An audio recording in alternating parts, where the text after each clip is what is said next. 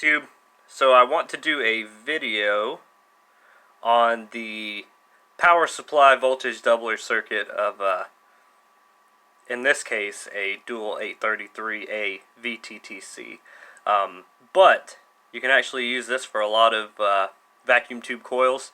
It gives a general overview of the microwave oven transformer and voltage doubler power supply with the diode bank in here as well as your bypass caps. So where we're going to get started is right here at the power supply unit, the filament transformer for the tubes. I personally like the switch mode power supplies. This one is a 12 volt DC 29 amp rated power supply, 120N. So that's besides the point for this video, but we're going to start the mod. So where your power comes in right here, I'm using a terminal block. You guys can do that as well. But from your mott, on your secondary is going to lead to your doubler caps.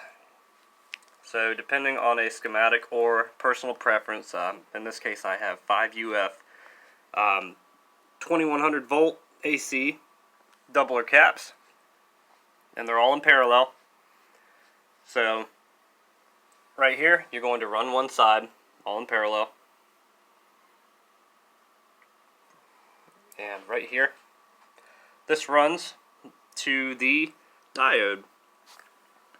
And this diode is a 2 amp 20 kV high voltage diode that rectifies this AC into DC. So my guess would be it would be somewhere around 5800 to 6200 volts rectified. So from there, from your doubler caps, you're going to branch off right here to your bypass caps and then go up to your tank circuit right here. So in this case I'm using 2 bypass caps. These are ceramic capacitors. They're 470 picofarad, each 15 kV. So, and that's just for any parasitics in the high voltage diode after the current's rectified, or the voltage is rectified. I'm sorry.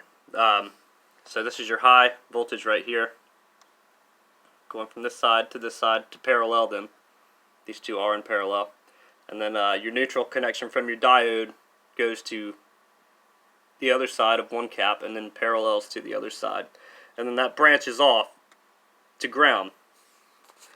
So depending on what is going to be a shared ground, more than likely it is going to be the grid to ground connection right here, and this bypass connection right here. And then I'll just tie those two together and then run that off to go directly to earth ground, and then have the secondary from the coil basically going into the same ground point, but not on the same lead. So hopefully this helps. With that being said, this is just the power supply doubler circuit, and I know a lot of people get tied up on it. I did, so I really do hope this helps, and stay tuned for more videos. Thanks for watching.